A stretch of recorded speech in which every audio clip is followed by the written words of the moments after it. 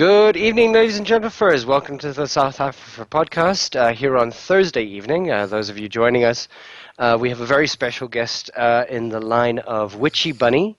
Say hello, Witchie. Hello, Witchie. Great.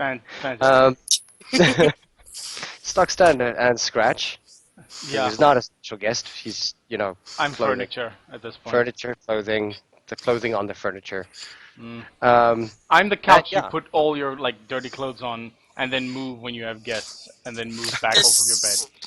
This sounds like a Darkwing Duck entrance. Pretty much. So any case, Witchy Bunny, if you guys haven't read our Tumblr blog or any of the updates that we actually do that you guys should probably be reading by now, is a staffer at AnthroCon as well as a longtime server of the furry community at large.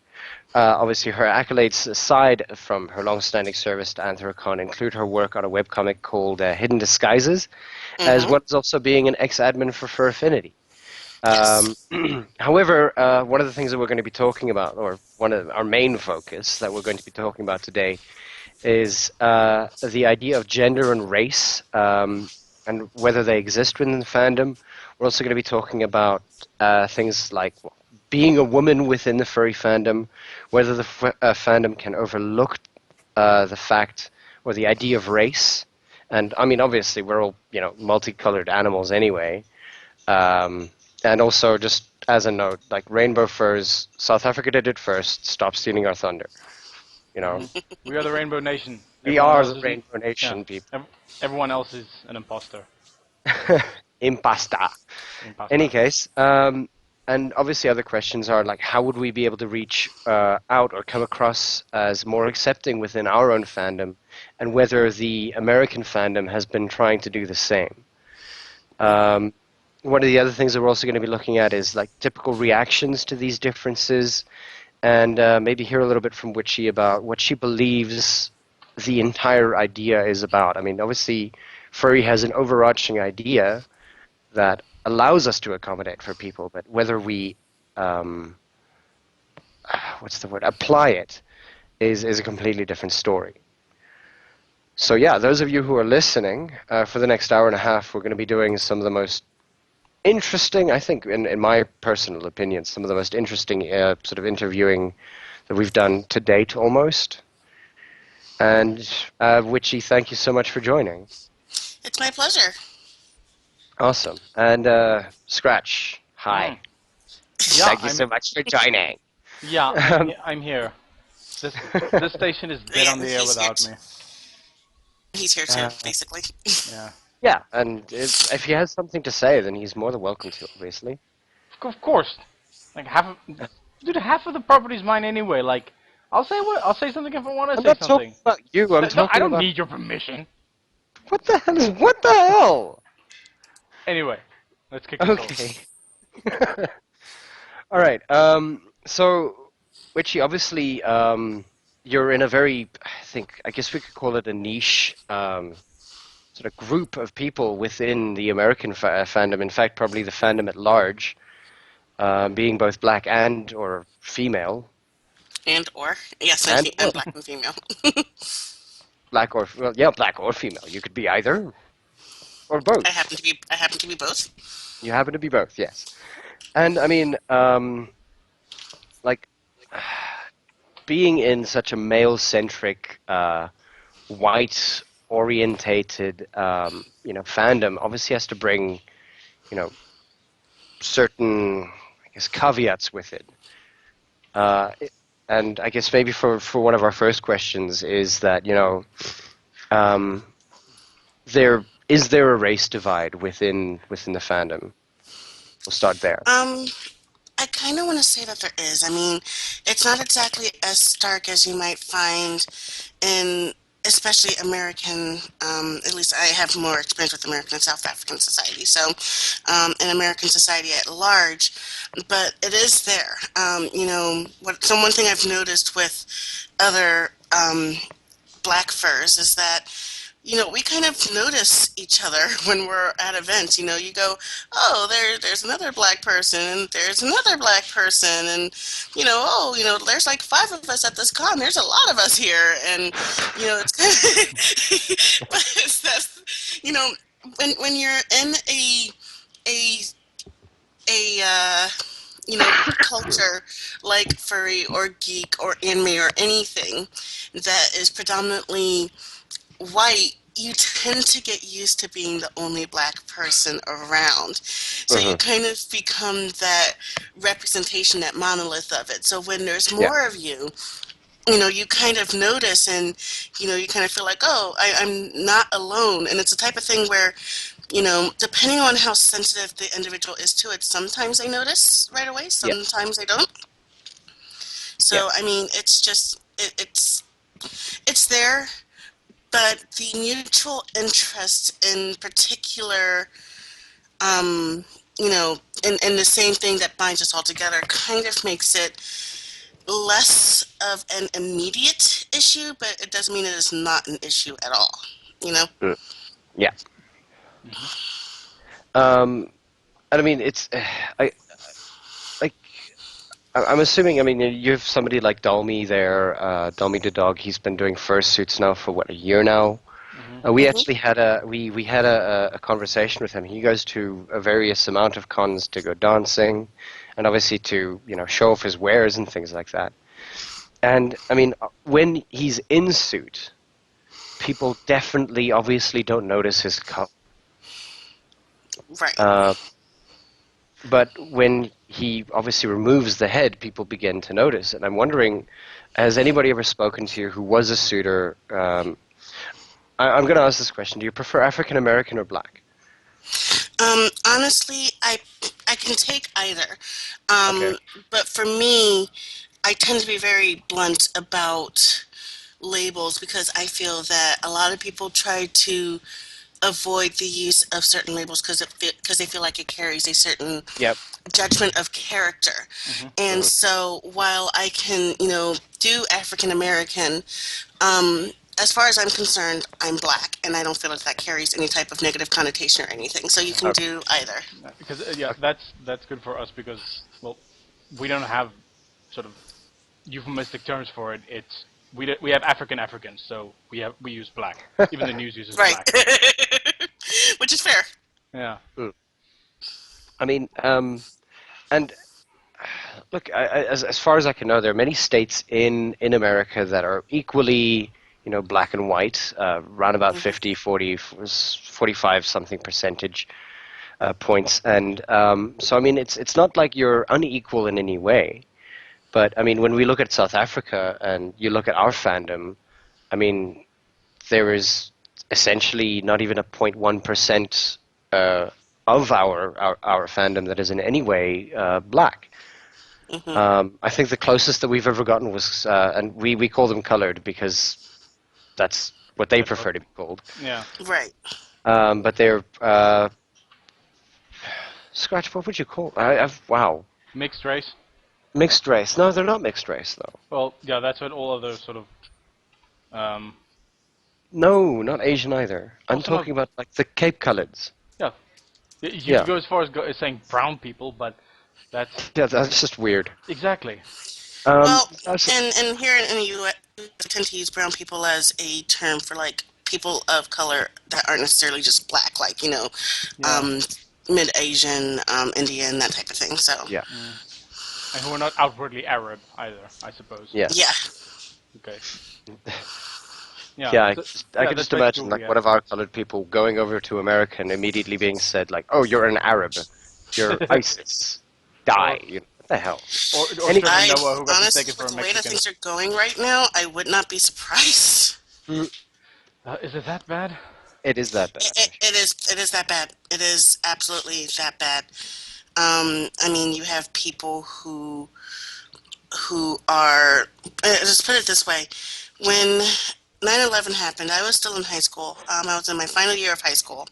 And of course, after that, there was a lot of hatred against Muslims because of that. And one of my classmates was saying that she was actually afraid to go out alone with her hijab, coming to and from school. And she didn't live Yeah. far from me. So I kind of walked with her just to kind of help her feel safe. That's nice Wow. of you. And it gets that way when something happens, or we decide we have an enemy, quote unquote. um, People who look similar to that tend to end up being hated for no good reason. As Mm. a perfectly good case in point, during World War II, we had Japanese American internment camps. Yeah. If you looked Japanese, you went into this internment camp. Ugh, That's that's insane. that's harsh. Now, But yeah, well, I mean, scratch. We're one to talk, but yeah, I know. um, now that sort of hatred. I mean, and obviously, we can pretty much unequivocally say that it's the term white privilege, the term it still exists within the American, I guess, ideology to a large extent. Oh, absolutely. That anybody who is different for a reason, and if they're different, we're better than them. That kind of sort of ethnocentric perspective. Has that Hmm. sort of perspective ever proliferated into a furry sense? It can, honestly, and I hate putting it that way because it really does kind of, you really would think that we'd be kind of immune to it, Yep. but honestly, it really can permeate into the furry scene because I mean, when something is a sort of underlying foundation Hmm. of how we know how to interact with others, that kind of ends up becoming how we, kind of approach other people. Yeah. Mm. So it's not bad. Again, people try very hard to kind of keep it from being about that, but you definitely do kind of get the sense that there are folks who think that they are better than others, and it could very well be on race. They never come out directly and say it, but it's there. Mhm. Yeah. Oof. Now, obviously, something recent happened. We spoke about it just before the podcast, and I think that it deserves mentioning. Now, To the Ranting Griffin recently sort of had a little rant about Black Lives Matter, and it wasn't the most, shining moment of his career in Mm, respect to being, what would you call it, all inclusive. mm-hmm. What do you have to say about that? I mean, like we have a prominent member, a prominent white member of the um, pretty much what you could call popufurs, saying these things, and it's not necessarily it's to the point of derogatory. Um, how do you respond to his claims? I guess. I honestly, for him, I don't. Hmm. For a lot of reasons, it is very difficult for it's hard to kind of take that mentality and to turn it around. You Yeah. just can't. And so to that, I basically just go, there's no way that you know what you're talking about. And I kind Hmm. of keep going on because at that point, acknowledging that type of vitriol and mentality with Yeah. any type of dignity kind of justifies it and gives it validity and weight. And I'm not going to do that. Okay. I understand that, and it's a fair answer. And I'm sure that people who are listening could probably read into that in their own way. Well, Which, if you're looking for my personal opinion on Mhm. that type of concept, it's really just you know, there's a Reddit thread that I don't normally quote Reddit, honest, I don't.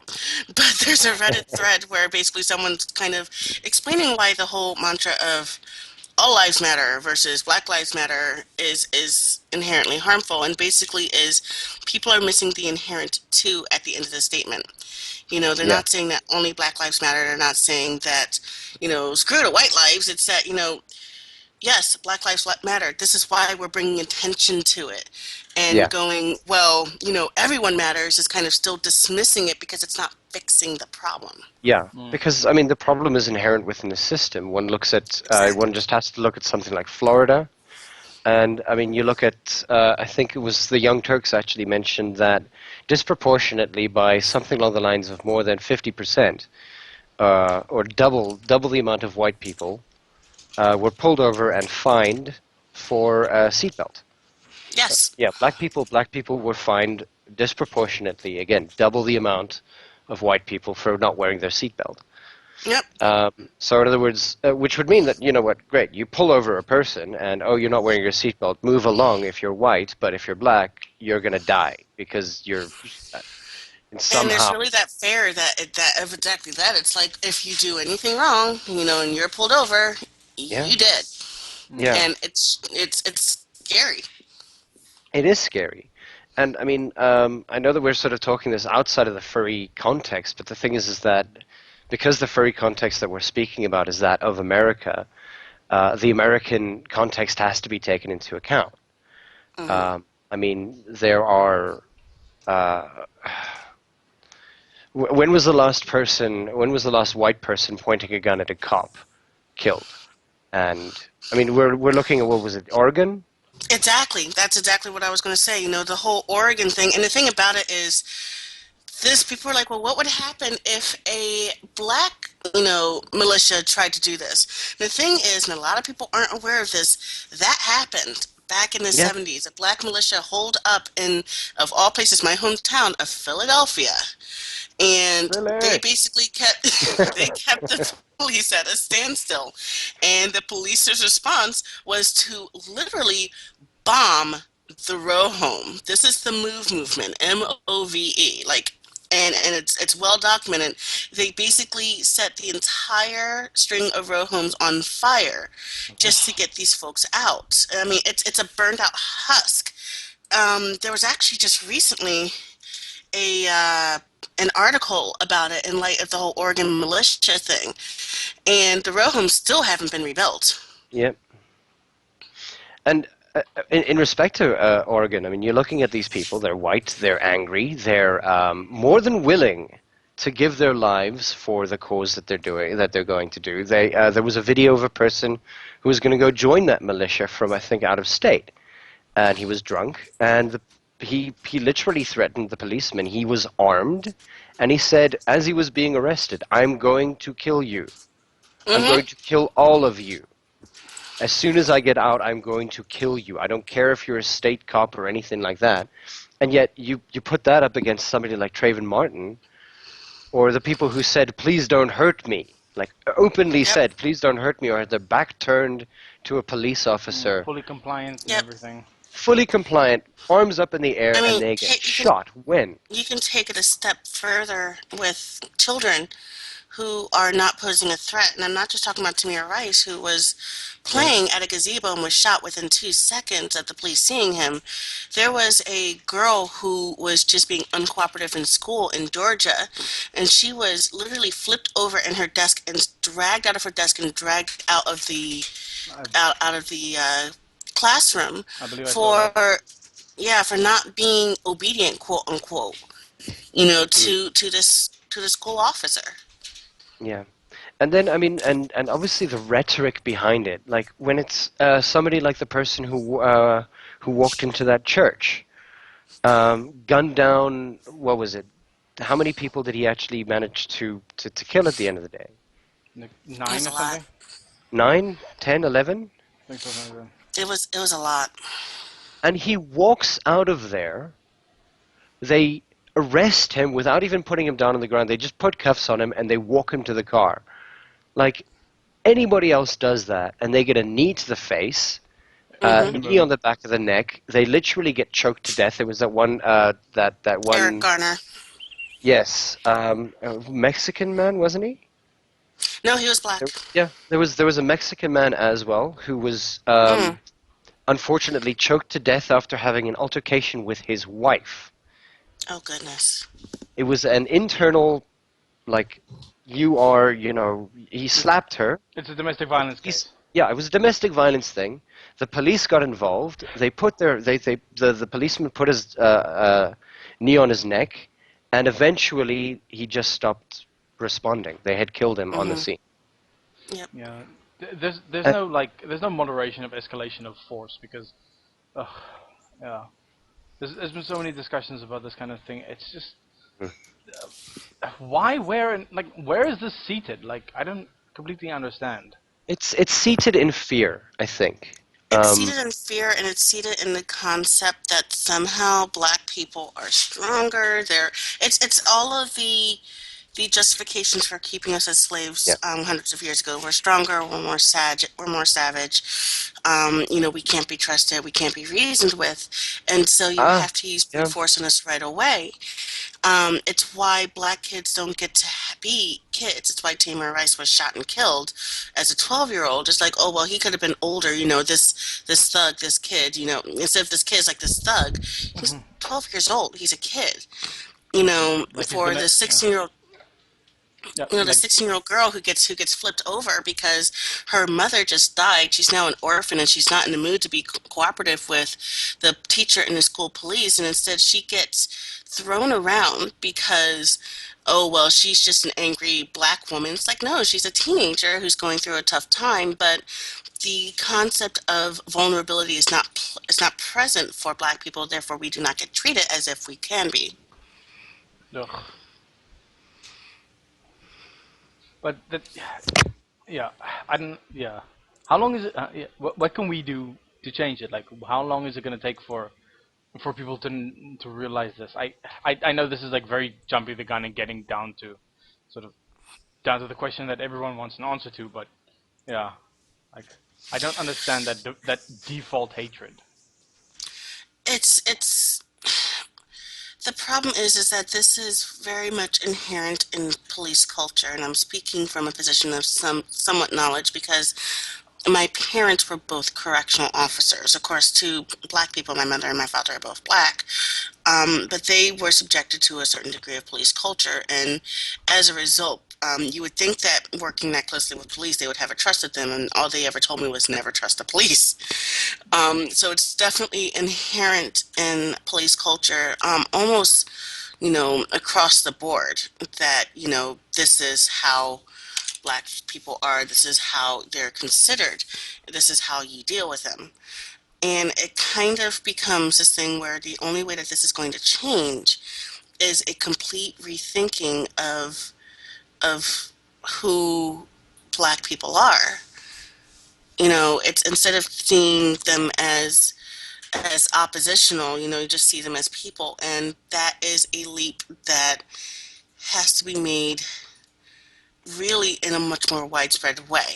I think the activism is helping, but at the same time, it's a slow process. It always has been.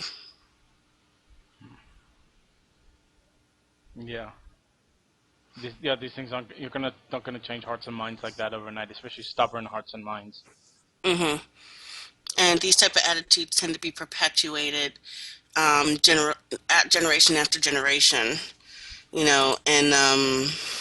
And especially certain communities. So Yeah, I mean no one's born racist. no, That's no one is. unfortunately It's taught. all taught. Yeah. Ugh. At least I suppose that's one place to start. If if if and when people are willing to change, is just like start in the home. But yeah, can't reach everybody in their home. Right, Ivik. Are you there, Ivik? Hmm. Has he gone dark? I think he might have. I think we might have Yeah. lost him for a moment. 1 second. He's working on his mic. Ah, okay. Yeah. Yeah. I mean, it's. Go on. No, I'm just like, yeah, I'm just completely. I'm still shocked that this thing is so endemic, and like I completely understand the idea behind why people think of why people say so much about like white privilege and that it's sort of prevalent because as much as people try to defend it, it is there, it is present. I mean, privilege is something that you don't see until it's pointed out to you, kind of thing. Mm-hmm. And being defensive about it isn't the way to go about it. But see, that's the thing is that people do have to have it pointed out to them because when you grow up, you accept the world that you grow up in as a given, as a standard. That's your foundation, Yeah. and people can only look at whatever their their viewpoint is. They can't really step out of that unless you know that there's another viewpoint to step into. Hmm. And so people really do have to be, you know, um, they really do have to be told and shown that these different viewpoints exist and that privilege exists. And a lot of people don't want to think that they're kind of being given the benefit of the doubt when things are not easy for them. Mm. And life isn't easy for anyone. Let's get that straight, but it's definitely harder for some people than it is for others. Yeah, that's true. Just inherent sort of default settings or biases given to them by almost by birthright. Hmm. It's hard to sort of it's hard to be pointed out that we hate you because the right set of circumstances gave you the like comfy setup that you have now. But Right. it is something you have to take into account when you're working with other people who are not necessarily as fortunate as you or not as Hmm. high ranking socially or anything like that. And I've had friends who have who are kind of new to the whole recognizing their privilege thing, like come to me and ask me, like, hey, am I being privileged here? Am I looking at this the way it actually is? What's your view on this? Hmm. And that's kind of the way you have to approach things like that. Yeah, yeah. Just going And I'm about your just going about your defaults is again it's you're blind to these kind of things until it's pointed out to you. But go ahead. Well, I was going to say I wanted to pause to try and give Ivik a chance to get back into Oh, the conversation. yeah, I think it might be a good idea. We're just gonna take a minor break. Might kill this call. We're gonna be back in 2 seconds. Not necessarily gonna stop streaming, but there's gonna be a little bit of dead air. So, pardon me for 1 second.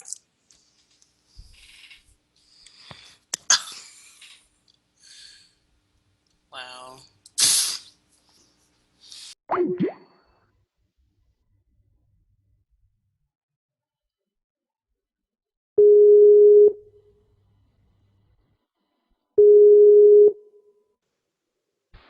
Hello. Hello. Are you there? Yes. Okay. So we are back now. It seems. Everybody. Yes, Okay. Hi. Cool. We are back. I'm that on. was I'm on my phone now. Oh Just by the crap! way, my Skype literally just died. Wow. that's That, brilliant. that's kind of crappy, but yeah. Yeah. Well, I'm So using like I brilliant said, facetiously, but yeah. yeah, I'm on my phone right now. My Skype is now just deciding to update. Ah, Um. wow. What a dick move. Yeah. I hope mine doesn't do So that. yeah, I believe is everything still okay that side? Yeah, everything's still good. Hmm. Hmm. Topic's still going Okay. wonderfully. Were you listening at all, or? I couldn't catch any of that, but I actually, when I went silent, I was listening to everything and I was checking on my mic, and as soon as I checked that, it just went poof. Okay, cool. All right. But yeah, so So, yeah. I'm back. Questions? What was your last statement? I missed the last minute of it, I think. Just that privilege kind of has to be shown. Like people have to Okay. be shown that they have privilege, and getting defensive about it is kind of it's a natural reaction. But people can't know that there's another viewpoint unless they are told that it's there. That they know that Yeah. there's another viewpoint to kind of step out into. Yeah. No, Hmm. it's and I think one of the things that I wanted to talk about earlier was is that you were using all the terms that are being used right now due to the riots here in South Africa that I've been hearing from, and it's unfortunate, I've been hearing it from furries, that, and like you said, they can't be reasoned with, savage, barbarians, this and that and the other thing. And I remember we were speaking about this earlier, about the idea that, you know, it, this privilege, or privilege we call it, this being equal has not been given to people. It has not been given to you on a silver platter, and it's never going to be given to you on a silver platter. Hmm. Um, and I mean, actually, Yeah. and so one can understand the frustration that goes on beyond just that. One can understand the anger that is on behind it as well. And the thing is that one could almost say that it's justified. A lot of people and a lot of white people would argue that it isn't. That it isn't justified to walk down the street saying things the way that you say them. Apparently people are saying that it's not justified that Beyonce did what she did at the Super Bowl. You know, if far far be it for a black entertainer to take any pride in being black, Mm-hmm. and the issue here, and this is, I'm not saying this is how it is everywhere, but here in the states, the issue is a lot of people take black pride and they look at it as being anti other races because that's what white pride here tends to be. Hmm. Yeah. It's not pride in being white, it's hatred against other races. Yeah. And It's black not white. pride It's is much, yeah. It's not white pride. It's white power. right, and black pride tends to be very much just that, being proud to be black. Because, I mean, think about it. For hundreds of years, we were always told that being black was something to be ashamed of, was something to be mitigated, something to be apologized for, something to be worked around. When I was 6 years old, my mother told me that I had two strikes against me in life, and one of them was that I was black. The other was that I was female. Hmm. Yeah. And there's a reason why, James Brown's song "I'm Black and I'm Proud" was such a stark statement, because up until that point, it was not really a thing to be proud of being black. Mm. You know, it was such a thing. It was such a radical statement to say, yes, I'm black and I'm proud that I am this way, and I am proud to be part of this cultural heritage. So I mean, just far be it for anyone to take pride in who they are. You know. Mm. Um, Now I'm going to go to a comment here on the group. I'm pretty sure you might have seen it, Yes. where Geronimo Collie 117 said, "I just have one thing to say about this topic. There's a lot of racism in the world, yes. Though if you were say white and you went to a country like Syria, or a country that is predominantly darker skinned, you would be considered a threat and looked at as a minority. No matter where people go, there will always be someone who hates someone else. There will not be a day where the world will live in harmony. A utopian society will never exist, because the human brain is hardwired to dislike things different from itself." This is true. The human brain is also hardwired to put procreation at the top of all things because that's what got us where we are today. It's a survival instinct. You like what is very much like you, and you dislike what you don't understand, what is different from you, because that's what kept us safe. One of the things about current society, though, is that we're doing everything we can to move beyond these hard wirings and to understand that, yes, this is the initial hardware. Now we can build software on top of that and understanding and kind of move beyond that. That's Hmm. the goal.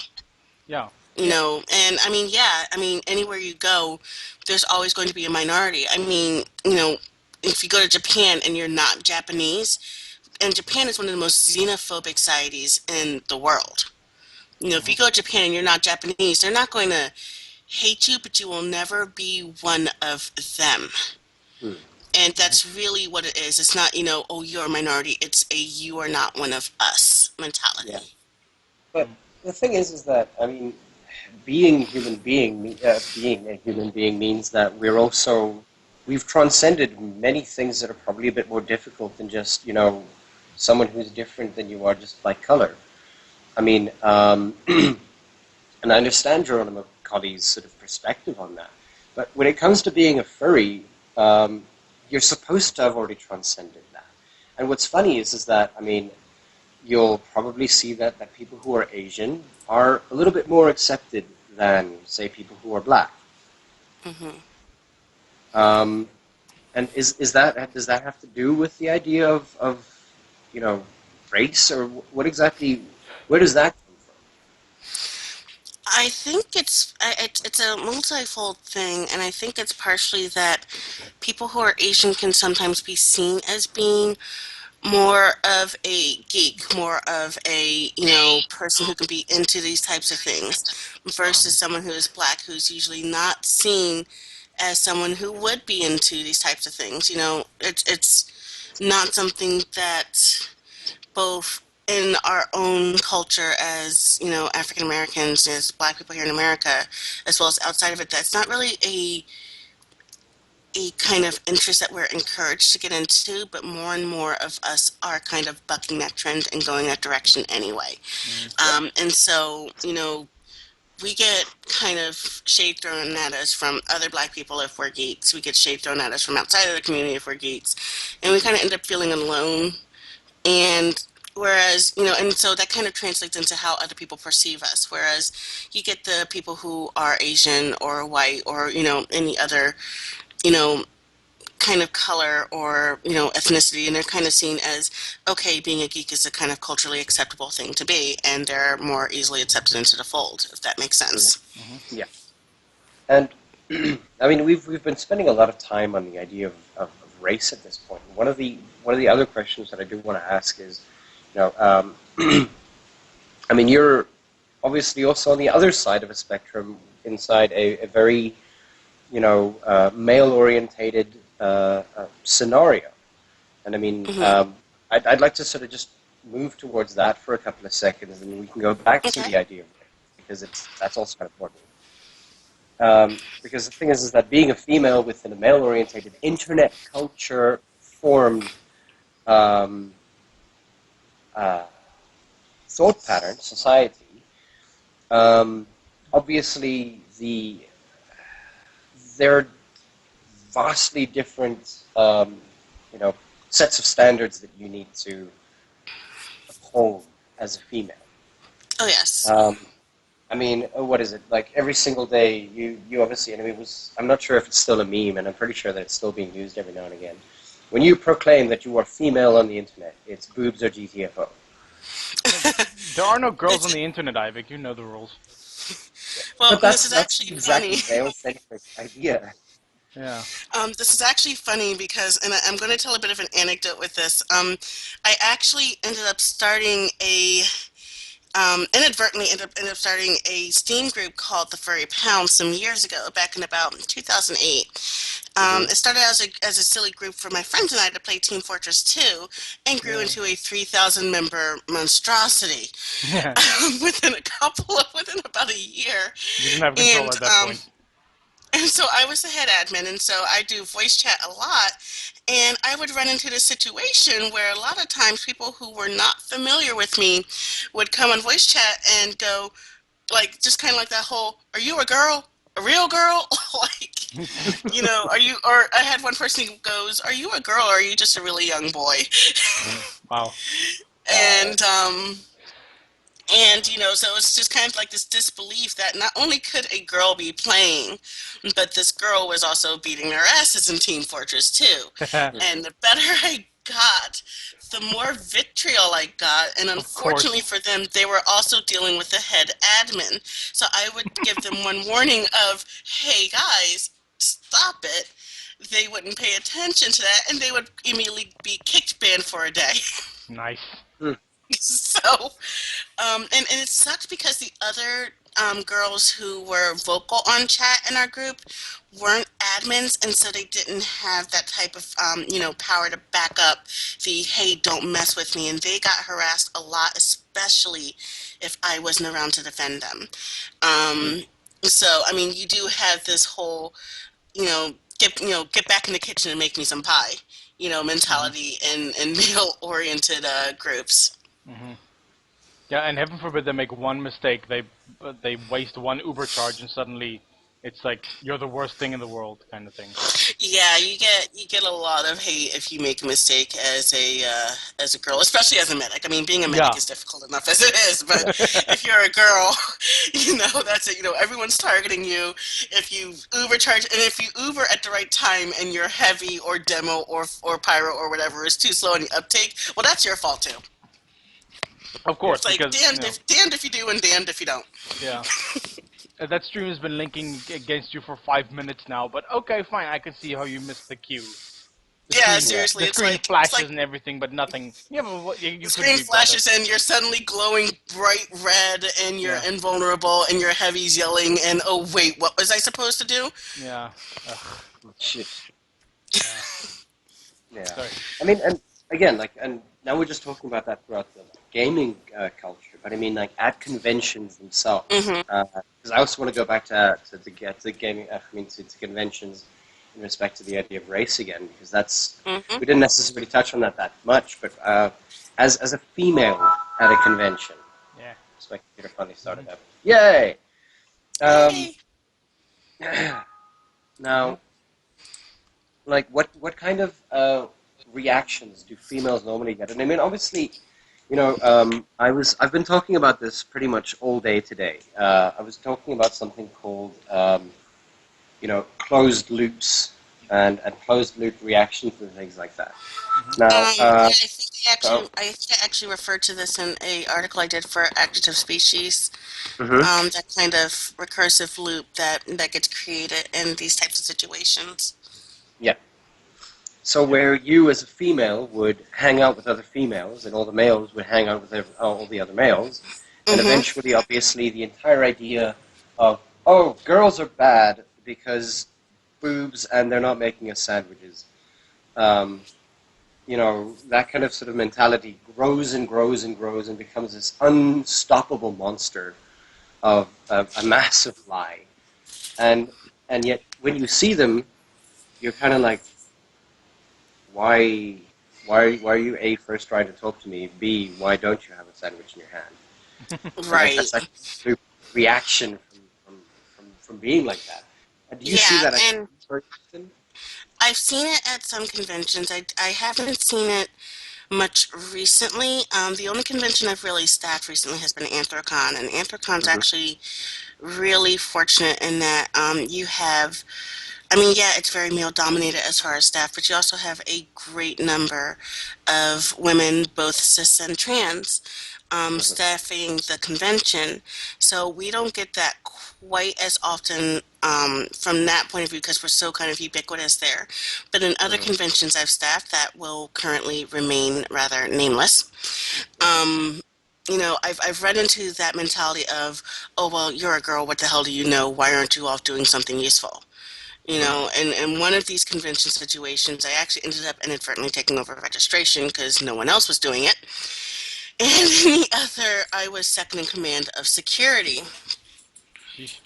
So, I mean, I kind of got these mentalities, thrown at me of, well, you're just a girl. What can you do? What do you know? Go do something useful. When I'm actually in an official capacity, Hmm. trying to help make the convention run.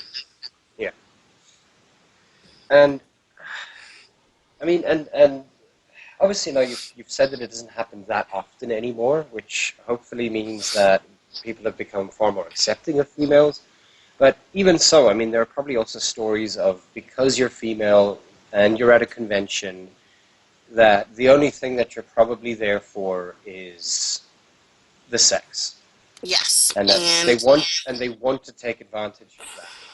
yes, and that is a mentality. I mean, I'm a little fortunate, if you want to put it in those terms. that I do not get that as often because I'm not what would be considered conventionally attractive. I mean, to put it in blunt terms, I'm fat. And so I don't get that as often, but Hmm. some of my more conventionally attractive friends definitely do get treated that way. Is that they're just there to be eye candy for the guys. They're just there to be used by the guys that for the guys to have sex with. There's just definitely this mentality of women being public domain at conventions for the guys. Mm. I Hmm. mean, you can have the same sort of apply the same logic to um, the the logic behind booth babes at gaming cons as well. Right. Like that they're just there not in the capacity to, well, to be able to run anything or to be there because they love the medium or whatever. It's no, they're there to peddle whatever new games on the shelf, or they're there because they're faking it and they want attention or something like that, which is Right. horseshit. It is, and the whole fake geek girl fallacy where, and this I have had happen where I've basically had to prove my geek cred, or my gamer cred to guys when I claim to be into something. Having to answer, trivia questions, or am I just doing it for for the attention, or do I think this will make me, look cooler to other guys, et cetera, et cetera, et cetera. And it's definitely this sense of, well, this is a male space, so if you are female, you are obviously an imposter and an interloper and an intruder and get out, type of thing. I don't get that. Like, yeah, why? Yeah, hell, I don't know. This is, yeah, coming from a gaming perspective, this is very kind of endemic of a problem that started because of someone just making a marketing decision back in the 80s to push games towards like adolescent teens, and they never really grew out of that phase, and for some reason it's just taken as the norm now. But I mean, before I don't know, before like the Nintendo era, dare I say, like in the arcade days, games were very sort of gender neutral kind of things. Like everyone could play it. Hell, women were technically better at games because they had finer motor skills than men in most cases. So they were kind of better. And I mean, I completely believe it. I've been a gamer since I was a very young child. And I mean, I've always been really good. And actually, what's kind of hilarious is that it used to drive my ex crazy that at certain games, especially and specifically at Team Fortress 2, that I got very good and I got better than he did.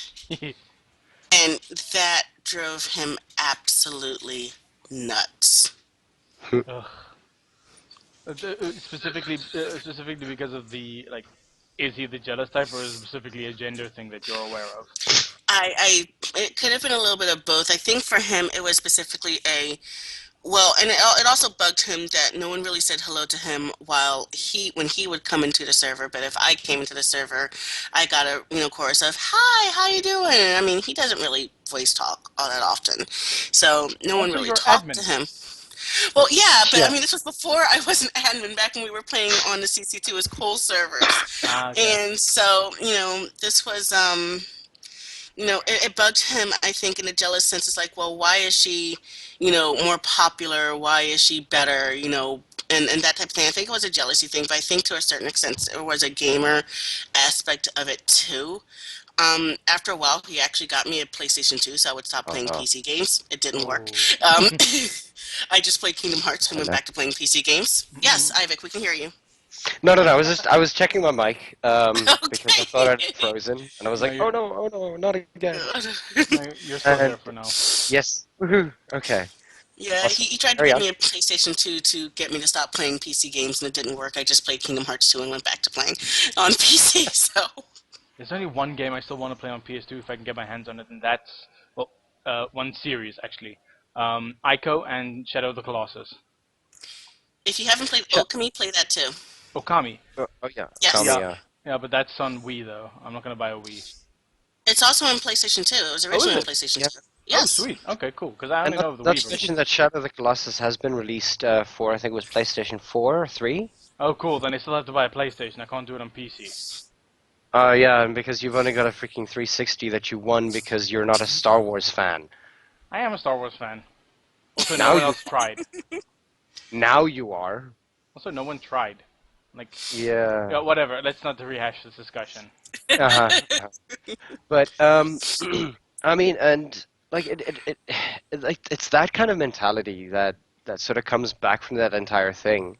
That again, it started not too long ago, back in the 1970s, 1980s, Hmm. where and it's the same thing with toys. It's the same thing with clothing.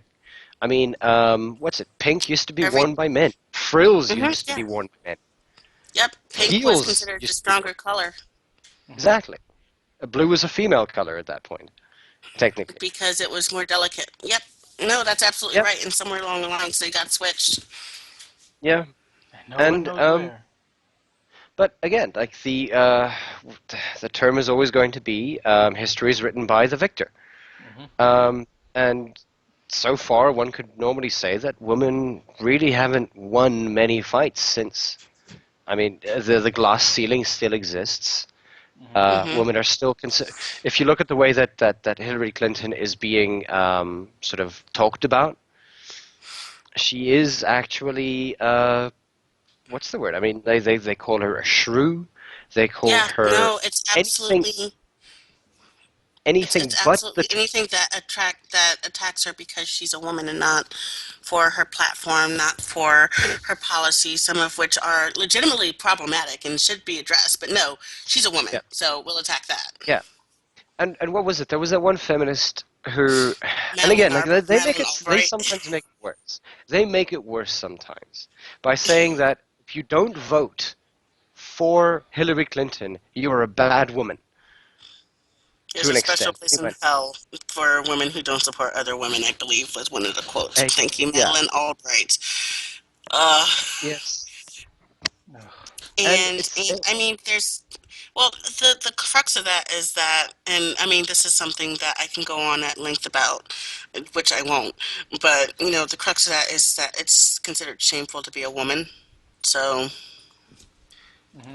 you know, that's where you yeah, will attack someone because that is considered inherently shameful.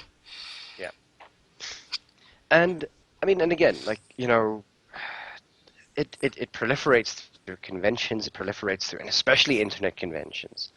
Oh yes. Um, that entire idea that being a woman, you should be doing something useful even though you are. Um, and Well, useful meaning doing something to serve a guy.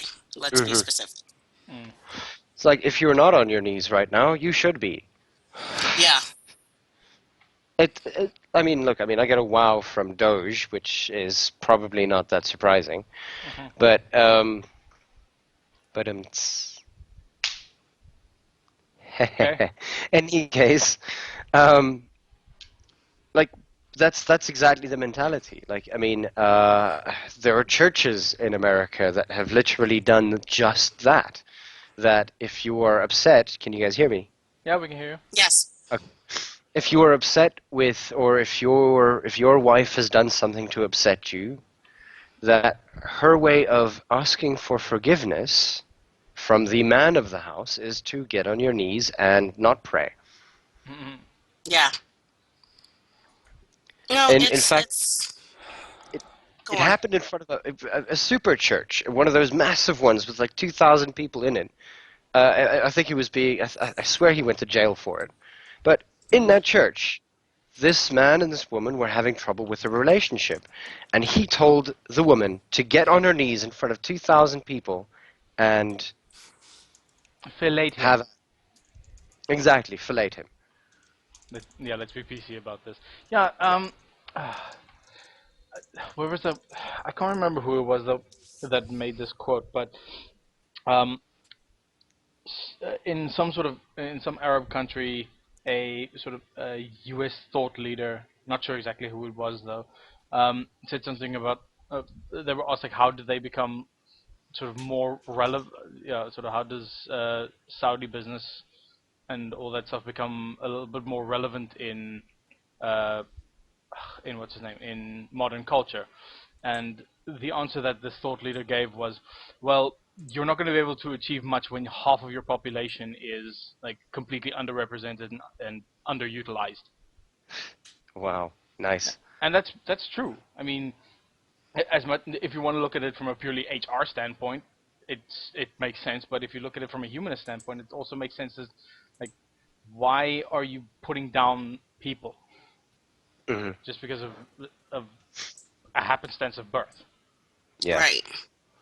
And that happenstance of birth is also it's color, it's race, it's ethnicity, it's religion, it's whatever you choose at some point. Like the thing is that if you're born into a religious family, 9 out of 10 times you're going to be religious. Mm. Mm-hmm. 8 out of 10 times nowadays, but Yeah, that's because it's of going outside down. influence. If you're born into, if you are, and the thing is that what again, like what white men don't necessarily understand is that we have no strikes against us. Mm-hmm. There is nothing stopping us from doing what we want to do. Our parents, and I think what's his name? Because he has to come up at some point. Trevor Noah said it Mm-hmm. that if you're a white person and you say dismantle the microwave as a kid, your parents are going to call you a genius because how the hell did you manage to dismantle the damn thing? Right. But if you have and we're going to say unfortunate, if you are unfortunate enough to be in a black family, dismantling the microwave is going to cost money. It's because of specific social perspectives, Mm-hmm. and you're going to be beaten for it. And you're not going to be told that you're a prodigy at what you're doing. You're not good at electronics. You're not Yeah. supposed to be good at electronics. Yeah. It's not a learning No. experience. It's malicious. Yeah, Yep. it's exact. And Trevor Noah said that. He said, you know what? If that happens there, the kid would get beaten 5 ways to Sunday and a bank holiday. Hmm. Um, Unfortunately, that's not wrong. exactly. And so, in other words, what we don't realize as white males, which is something that we're trying to realize, at least some of us, that we are extremely privileged, and from that perspective, we can change our view. There's nothing that stops that. Um, I mean, this entire idea of you can't teach an old dog new tricks is bullshit for humans. Mm-hmm. Um, and that's something that needs to be understood more often by more people. It was also That, disproven for dogs, technically. mm, Like, you can teach an old dog new tricks. exactly. Yeah. Well, I mean, fetch might be bad for their back. I'm not necessarily sure. Something like that. Sorry. But yeah, I mean, like, these adages, these wonderful little stereotypical sayings that keep on getting pumped out by people who are too afraid to admit that they're wrong, because we don't want to admit that we're wrong because we're men, firstly. And secondly, we don't want to give up a privilege that we already have, that we're predisposed to. Mm-hmm. Well, the thing about it Um, is when you've had a privilege, when you're used to a certain privilege all your life, any type of equaling of the playing field feels like an imposition. yeah. It feels like inequality. Mm. Even though it was unequal to start with, but yeah. Right. But Yeah. for you, see, if you've grown up with a privilege, you don't know that. To you, that's the Yeah. level playing field. That's the foundation. That's the baseline. Yeah. Mm. And I, and again, like we talk about that closed loop idea, and this idea that if you surround yourself with people who continually think and say the same things and affirm your belief that you have grown up with, you're not going to grow as a person to begin with. Secondly, you're going to carry that with you the rest of your life, and anything outside of that closed loop is incorrect and wrong, and doesn't have any say in what you have to say. And we were talking about, white fragility a bit earlier, Mm-hmm. where there's a very, very set, specific group of rules that you as a person have to follow before you can accuse somebody of being something that they're blatantly doing. Yeah. I think I read that Uh, as well at some point. yeah, Scratch, my sister actually put it up on Facebook. You can have a look for it. I think it was that. Yeah. Yeah. And that entire ideal, that entire ideology needs to stop. And the thing is that as many times as people like Geronimo Colli say what they do, which has a legitimate, if possibly terrifyingly not morbid, pessimistic view of the world, which again, he's more than entitled to have it. But the thing is that knowing and being able to understand the 2 or 3 or 5 different views is also important. Mm. Mm-hmm. Um, Being able to understand that there are views of the world outside of your own is what's yeah, really important, because that's how you grow. That's how you broaden your mind. That's how you develop empathy and understanding. yeah. And I mean, yes, it can make you disillusioned. It can make you disappointed. Uh, we have what's it, Raven, who's in England right now, and she's working for an organization where she's attempting to, get people to, donate to a good cause. And every time she gets denied, it breaks her spirit a little bit. And that's kind of like sort of what it happens with the conversations that I've had with furs around me, is that every single time I hear that same rhetoric, I I don't know what to say anymore. There's a point that I'm just going to sit there going like, well, fine. If you want to have that view, have it. You know, don't listen to anybody else. Don't listen to the fact that, this is possibly the only way that this can happen. This is the only way that things are going to happen. And that kind of hurts a little bit. It does, because, we have white people who are privileged and who understand that they're privileged and are willing to work with things, and then say and turn around and say, well, now they're doing this stuff. Fuck it. They are exactly what I thought they were the first time around. Like the Yep. first sign of any unrest, and it's, oh no, I was right all along. Fuck that bullshit. Fuck that noise. I'm out. I'm going to be a racist for the rest of my life. So hard to understand why they're doing this. It's not hard. Pretty easy, I think. Well, it's easy if you understand that maybe someone else's life has been harder than yours. I mean, and I actually had this situation happen to me with one of my other admins in TFP, where I was Hmm. explaining to him the literally the realities of life for me as a black person and as someone who has had run-ins with the police, et cetera, et cetera. Not bad run-ins, like, not like I got arrested or anything, but situations where I've been deemed suspicious by police just by virtue of the fact that I'm black. Hmm. And the response I got back was, show me statistical evidence, show me something objective. You're telling me that this is what your life is like is not enough. Oof. I do not believe your personal anecdotes of your life. Because they're obviously not So, relevant to anyone else because they're just like, ugh, fuck. Like, it was literally, and I mean, he said that in as many words. And I just got so livid at that point. Like, I literally just kind of lost the ability to speak for a little bit after that, because I was just so livid. But that's definitely the mentality of people who don't allow themselves to stop and consider other, yeah. they want it from a source that they trust. And unfortunately, if you and your life and your experience is not enough for them to trust. I don't get it. It's like that's the equivalent of.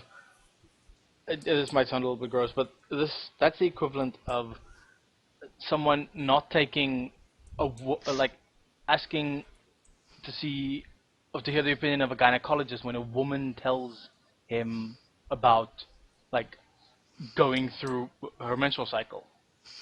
It's like No, it's very much like that, actually. That's a really good analogy.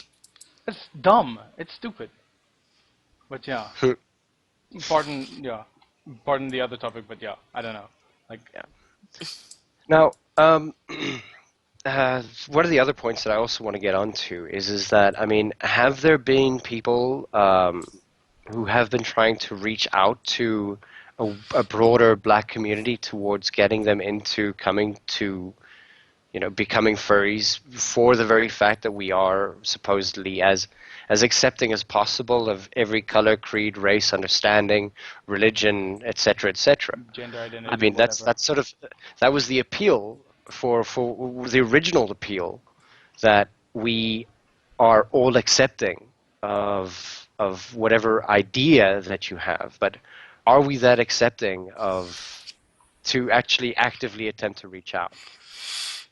I don't think that it's an active attempt. I think it's more because I haven't seen anyone like actively attempt to go out and, shall we say, recruit furries. That doesn't Hmm. quite happen in that Yeah. way. But I think there's definitely been a more cultural shift where it's okay for us to be geeks and it's okay for us Hmm. to be interested in these types of things.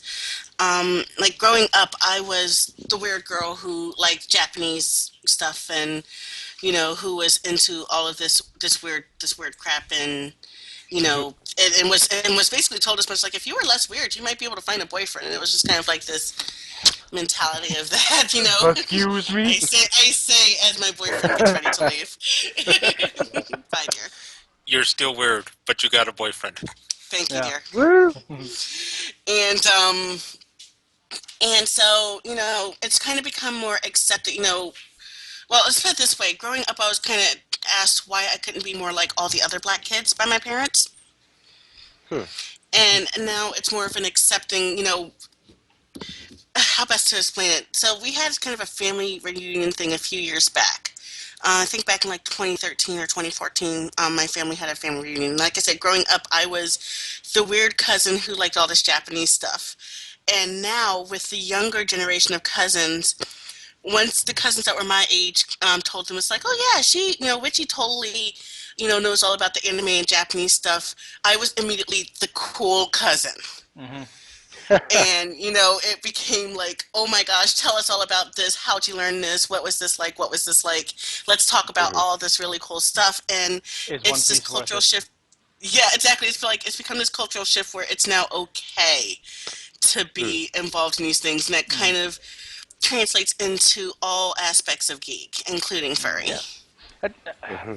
I think that also comes with sort of comes with the, like you said, with the years. It's become very accepted, but it's also because no one backed down on it. There was Yeah. Yes. yeah, like no one ever said, uh, "Okay, fine, I'll stop being a geek because I suppose it's maybe a bit weird or whatever." People were like, "No, screw you guys. This is what I like. You like sports ball or whatever the hell. I can like this." And that was actually my reaction Yeah. when one of my friends, in middle school said, just that whole, if you were less weird, you could find a guy. And my response was literally, well, screw that. If a guy doesn't like me because of my interests, then I don't care. Yeah. Don't Hmm. never apologize I'm for who going to you be are. exactly like I'm going to be this colossal geek, and if that means that people think I'm weird, then oh well, I guess I'm weird. Hmm. Weird people make the world And interesting. what's what's Exactly. what's int- what's interesting about South Africa and the culture that we are in right now.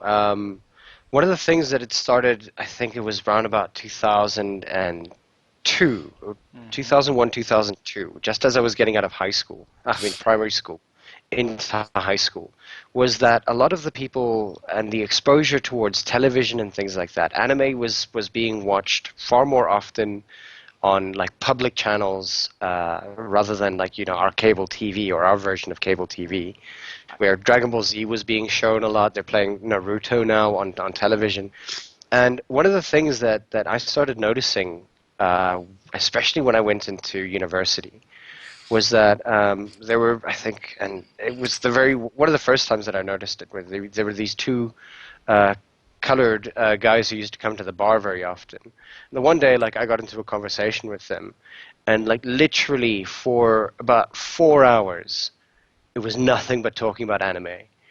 And I was kind of sitting there going like, how do you guys know about all this anime? And they're like, well, no, we watched it on TV, and then we wanted to get a lot more of it. Mm-mm. And like that geek culture is beginning to sort of proliferate into our into black culture, because it's interesting. It actually, I think, in all fairness, touches far more on life issues in a more understandable way than, say, even like American series do. Hmm. I mean, the thing about it is that American series have only kind of recently started this whole let's touch on, real life instead of, superhero stories and that type of thing. Mhm. Um, because for a long time, that's what our narrative was. It was the exceptional.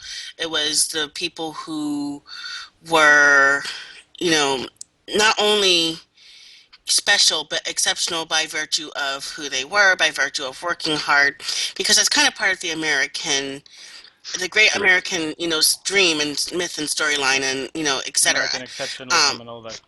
exactly, which don't get me started. But oh God, do I hate the concept of American exceptionalism.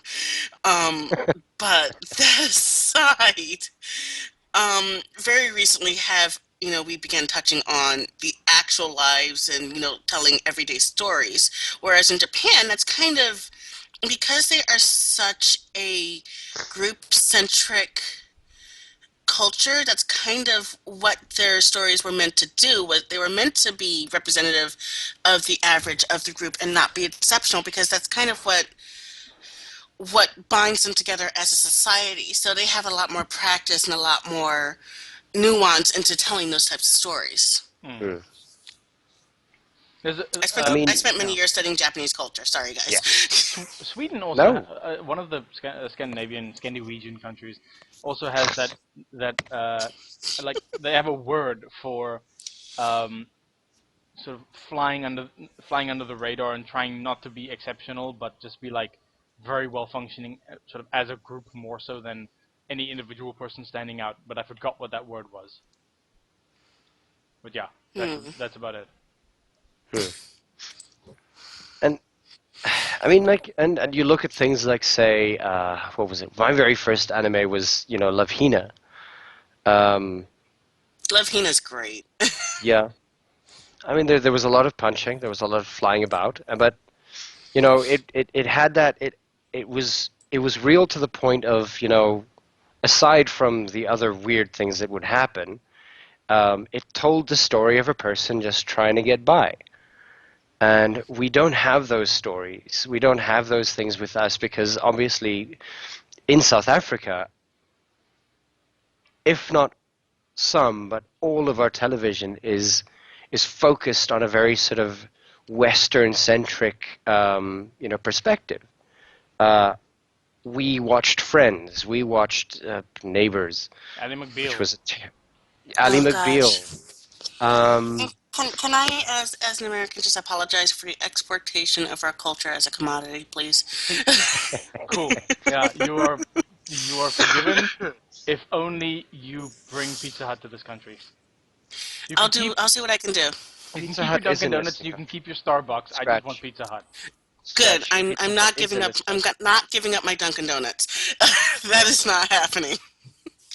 But you can have Pizza Hut. I'll see what I Yeah. can do. So, Ivik, you were saying? Hello. Yes? Oh yes, we You were do saying? have Pizza Hut in the country. I haven't seen one, and I haven't seen any evidence to back that up. It's and Domino. No, we have Domino's now, but Domino's is crap. But Pizza Hut, we have Pizza Hut. It's just down the road from us, actually. For reals. Please take your friend's For son to real. pizza at the time. At some Yeah, but point. Yeah, I live in a different province. He basically yeah. lives in what can we say? Like what's the distance difference?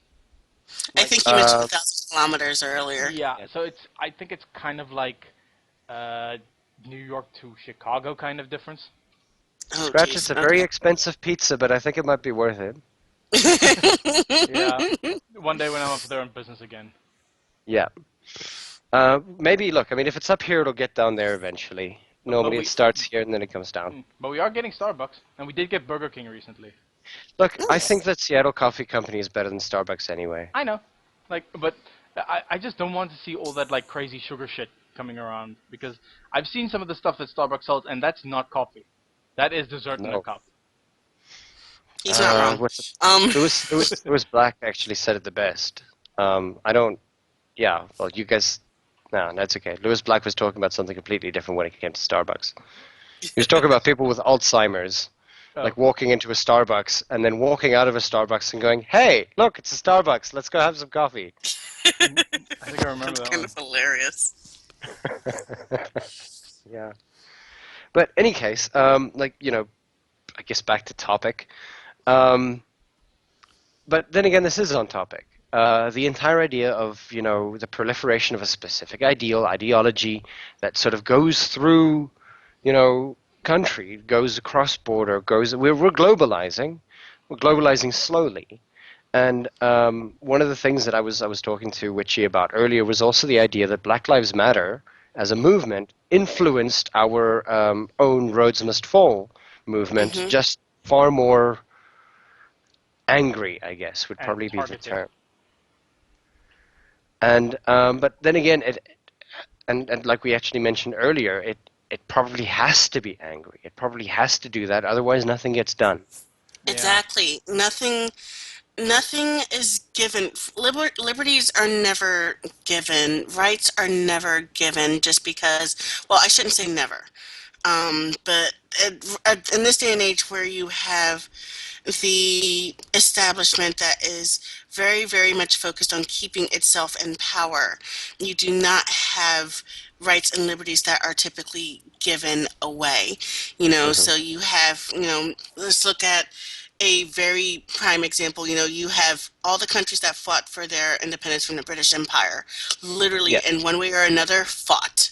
The obvious example is the United States, for at least for me anyway, but you also have India, which Yeah. fought in a much different way for its And we did. independence versus. And you Yes. guys did, exactly. Every country that fought for its independence from the British Empire did so, but they had to force the British Empire to give them up. Yes. The right for women to vote here in the United States was hard fought for. The civil Hmm. rights movement for, to get rid of Jim Crow laws for for black people here was very much a hard fought movement. And so anytime you have a type of movement where you're looking for to be acknowledged as the equal as people, you're going to have a certain degree of anger behind it because that's the great motivator. Yeah. That's what motivates people to get out there and to do things, to, try and make things change. Complacent people do not fight for change. Angry people do. Yep. Yeah. That is very true. Emotional, yeah. Doge mentions emotional people fight for change, I guess, as well. Yes. People Emotional who people have fight. passionate might be the term. Passionate might be. Yes, passionate people fight for change, but usually that passion starts because there is somewhere in there there's anger. You can Legitimate. be legitimate anger. Somewhere, you can be sad, you can be upset, you can be hurt, you can be frustrated, but usually somewhere in there there's anger. Yeah. Hmm. Now, um, I once again want to bring this to furry. Now, obviously, and we actually, myself and Witchy, we spoke about this at length um, when we first actually sort of got in touch with one another. I was speaking about the furry and the Confederate flag suit, Oh gosh, yes. and we were talking about the idea of freedom of expression.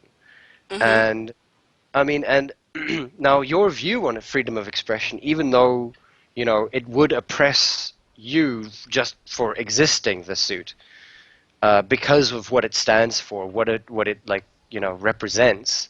You Hmm. know, you said that he has a legitimate view. You cannot take away his freedom of speech for saying what he has said. It doesn't mean Um, I agree with it. It doesn't mean I don't yeah, think it's reprehensible, and it doesn't mean I don't think he's an utter, asshole for lack of a better word, for yeah, having a suit like that created and for wearing it. But does he have the right to have that opinion? Yes. Do I have the right to tell him he's a complete jackass? Oh, absolutely. yeah, But he can have his opinion. He can express himself. yeah. It's not hurting anyone. It's not physically hurting anyone. It's not actually damaging to my liberties. It's not actually damaging to who I am in any significant or meaningful way. It's inciting It's just, violence. I mean, in a certain Unless it's sense, I state suppose sanctioned. you. Yeah, I mean, if it's state sanctioned, then that's a completely different thing. Like the South Carolina government building Yeah, flying the Confederate flag is completely different from a private citizen, wearing a fursuit, a giant cartoon dog suit with a Confederate flag printed on the back. You know, Mm. that's those are two completely different things. One is state sanctioned and one isn't. But that said, if his suit starts inciting violence against me, then that's a different story. Yeah. But as long as it doesn't do that, as long as it doesn't actually incite any type of harm, as long as it doesn't actually, cause any type of harm to anyone, then yeah, he can wear it. It doesn't mean I have to like it, and in fact, I don't. I absolutely really despise that suit, and I think it's really gross, and for a lot of reasons that are probably really obvious. But Yeah. I respect his right to wear it. Yeah. Mhm. And I mean, and that's sort of like it's this weird sort of troll mentality, I think, and that essentially probably comes from sort of a troll mentality where I'm doing this to get a reaction. If you don't Hmm. give him the reaction, then there's no reason for him to do it again. So Right. he is putting himself into danger's way because that is essentially what he did. Because people got close to him, they attempted to spill coffee on him, they attempted to ruin his suit. They What's actively did that. hilarious? What's hilarious is during the AnthroCon fursuit parade, he actually was walking right in front of a fursuit. He was wearing he was there, wearing a Confederate flag, and his fursuit was the Confederate flag fursuit. And then right Uh-huh. behind him was a fursuiter with a rainbow flag. Ah, Nice. funny. It was hilarious. It was actually kind of hilarious. Yeah. Mm. Well, that's the whole thing about freedom of expression.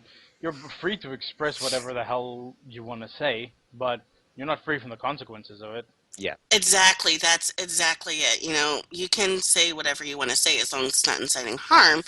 Hmm. But that doesn't mean that you are free from the consequences of what you're saying and everyone thinking that you're a A jerk. racist douchebag. Yeah, well, I'm trying to choose my words carefully. Fair enough. Look, I mean, and I've seen the Confederate flag. If it didn't have the connotation, it's a very pretty flag. Yeah, it's a perfectly legitimate flag. It's just that, it's a flag that was created and that was flown for the Mm. states, and they're all like, it's for states' rights. It's like, well, yeah, it was for the states' rights to keep black people as slaves, and not be part of a union that outlawed that. Yeah. So that was the whole reason for that flag. And the creator of the flag actually created it. If you look at his notes, like his own handwritten notes, it was created as the quote white man's flag. Oh boy. Yeah. Wow. And it really was. And Hmm. so, like, as, the white gentleman's flag and that type of thing, and especially in the context of everything. And I'm not saying that, the North was great. It wasn't. There were certain problematic attitudes and such, in even northern cities like Philadelphia, like New York, as far as black people. But, people weren't being kept as slaves in these cities. Yeah. Hmm. And Uh, the whole reason why the South ceded was so that they could have the right to keep their slaves. mm. And that's really what the Civil War was fought over. And people kind of who tout the states' rights argument kind of forget what what the right the states were fighting for actually Yeah. was. Yeah. And now, I mean, and in respect to that sort of like mentality, and obviously, it was sort of a culmination of events, which included the flag flying, which included all of those perspectives where Black Lives Matter became a significant point of importance for America as a whole. And Hmm.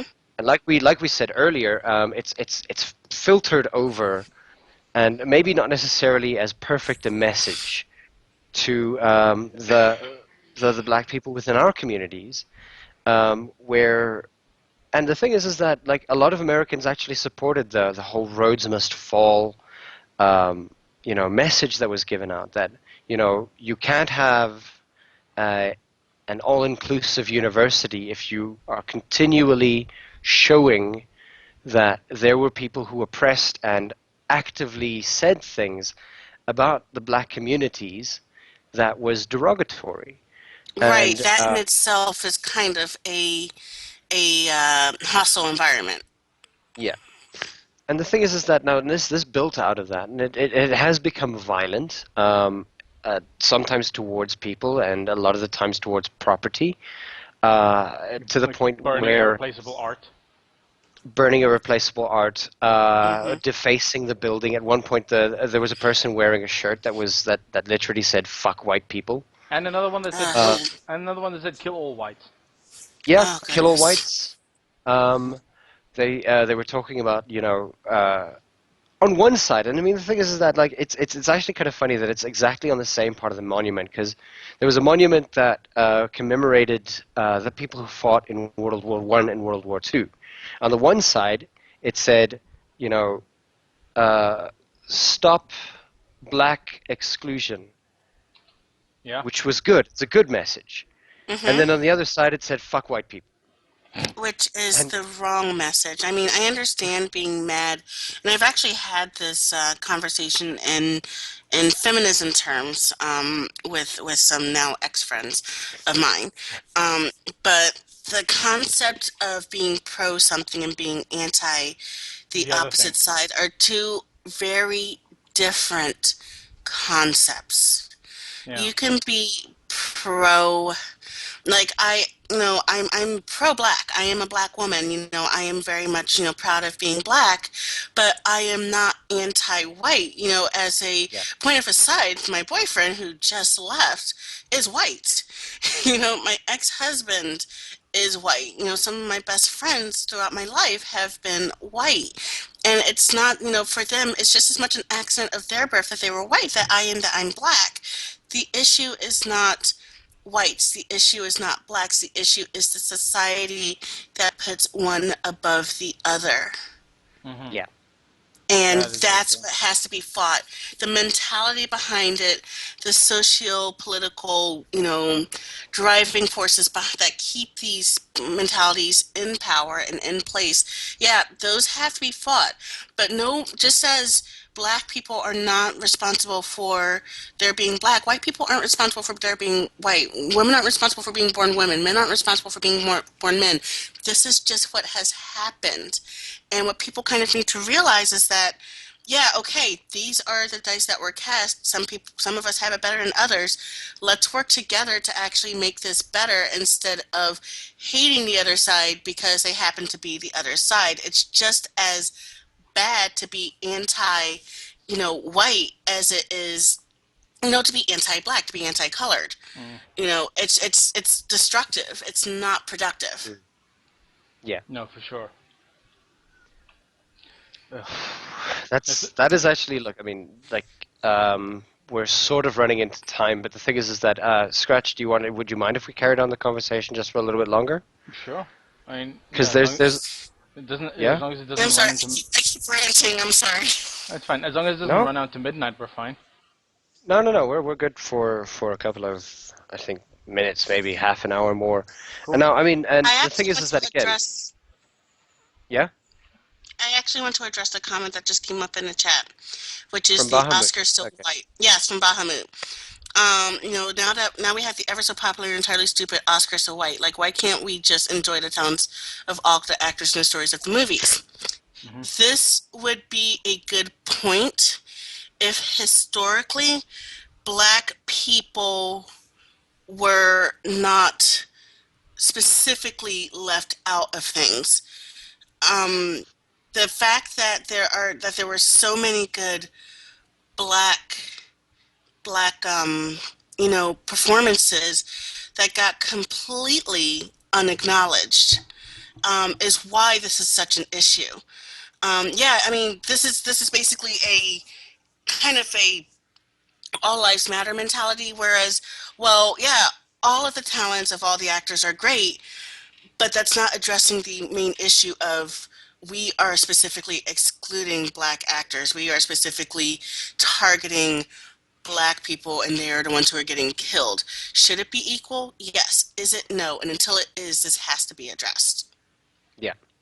And even look, I mean, even if it was a legitimate choice that the people who all were, nominated as actors for this or the screenwriters or playwriters or everything like that, if it was just by happenstance that they're all white, the thing is that you can't at this point, at this like sort of juncture, it's important to make sure that it has to happen like that. And then I've lost my train of thought for about a couple of seconds, but I mean, like, if you look at the the BET, is it, Hmm. awards, where it specifically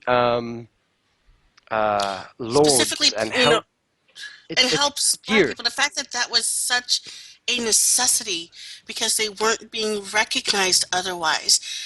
Yeah. That's the big thing. I'm going to actually point to a story that was told, two stories involving the same woman, which is Nichelle Nichols. She played Uhura on the original Star Trek series. Mm-hmm. The Yes. first was that when she first started playing Uhura, she wasn't sure she was going to stay on it. And Martin Luther King actually told her that she should continue the role because she was representing a black woman and a in a somewhat dignified, in a role that wasn't, that wasn't servitude, that wasn't the butt of the joke, that wasn't, the savage or anything. And along the same lines, and that's why she decided to stay on the show. But along the same lines, when Whoopi Goldberg was a young girl, she saw Nichelle Nichols on Star Trek and immediately called out to her mom, "Hey, mom, there's a black lady on TV and she ain't no maid neither." Wow. Wow. Did not know this story. And I mean, these two things, representation matters. It really Yeah. does. But the fact that there had to be the creation of of these places that were geared towards black people is why these conversations need to happen. It should be equal. There should be equal representation. There should be equal acknowledgement, but there's not. And because of that, we have kind of had to create our own acknowledgement. Yeah. Mm. And what's And what's so, worse is that you've created this own acknowledgement, and then as soon as you say Oscar's so white, people like Donald Trump goes, well, you guys have the BET because, and why aren't there white people being represented there? and they don't realize that white is the default and it's represented everywhere. This is our Yeah. space for being represented, and that's the whole thing is people don't realize, like, well, when something is the default, it doesn't get its own space. It has everywhere. Yeah. Yeah. Mm-hmm. And Yeah. so, I The, mean, that's a little frustrating. yeah. So uh, that the BET sort of had to spawn because of that sort of default being the thing. It's not an equal playing field. Like you yeah. can't Right. go BET so black because that's the point. That's the Hold whole I on, mean, I'm making that a hashtag now. BET so black. That is now an official hashtag. Yay! oh. And I No, I mean, better like, not do that because someone might take this seriously. Oh, what sorry. what I think that, like, I mean, if you look at something like the Boondocks, Ah, fuck! I uh, love the Boondocks. Oh God. Go on. Is that that a is bad that thing is that I like ex the Boondocks?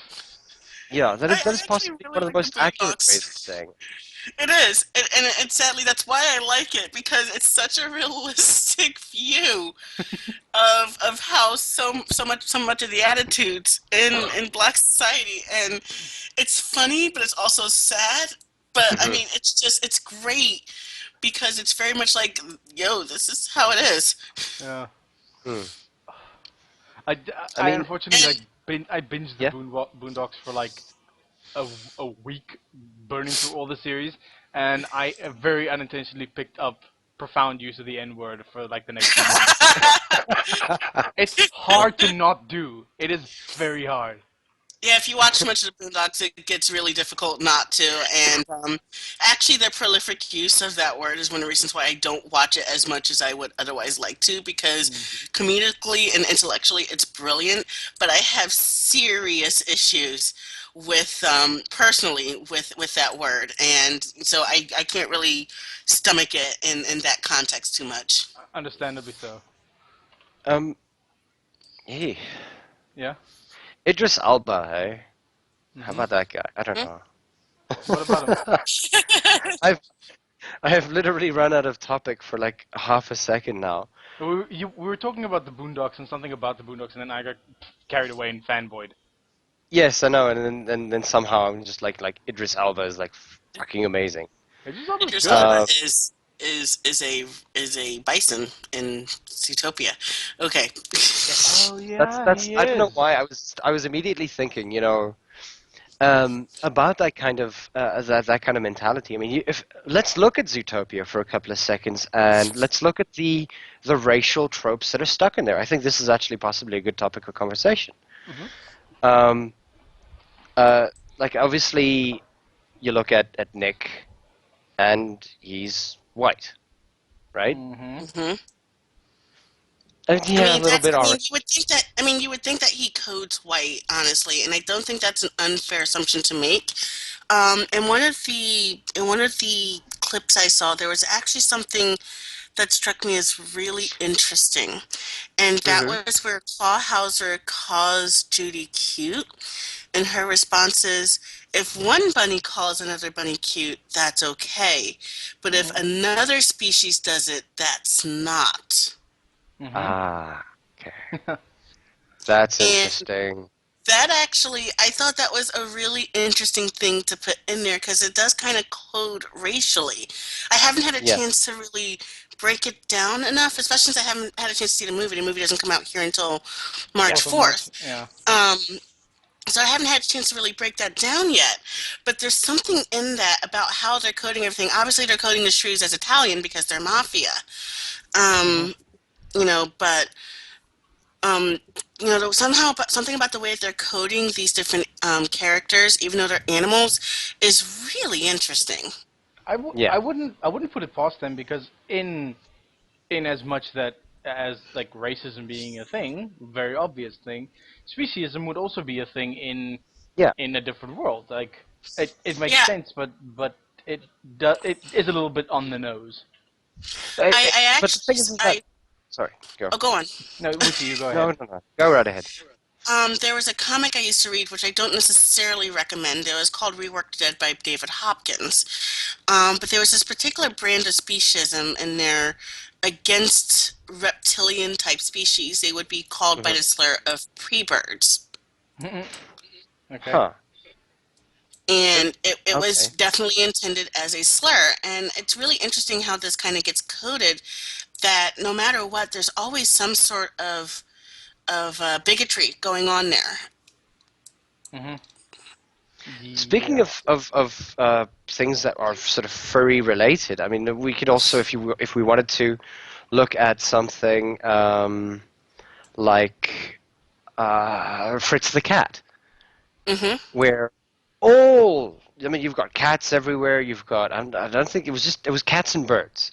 Yeah. I think I mean, the mostly. I think ravens are that obviously black. The yeah, but they were called crows. They weren't ravens. crows, yes. And the thing is Were that were any of them named Jim by chance? Not I that don't I even think know that of. any of them had names at that point. They were just people that they circumstantially met. Hmm. Yeah. But they were Yeah, very Fritz the cat was stereotypically like black. not the original cartoon. Fritz the cat originally started out as a comic and was sort of brought to life by Ralph Bakshi. Hmm. But the thing is that like it was obvious it was drawn by a white man. I think they were Jewish. Mhm. I'm not necessarily sure, but the thing is that like, and it went on about this entire idea of hedonism, etc., etc., etc. And the characterization of the crows, and it was in the 1970s where a lot of this, like the movements were happening with Martin Luther King and things like that, where Fritz was at one point even complaining that all the girls were going crazy about the crows, and it left him nothing. Which, Hmm. to a large extent, sort of points towards how we're today as say intellectuals. That we're still doing the same thing. It's been 50 years since, um, and we're still on that same track. It's like, you guys have all the rights because you're fighting for them.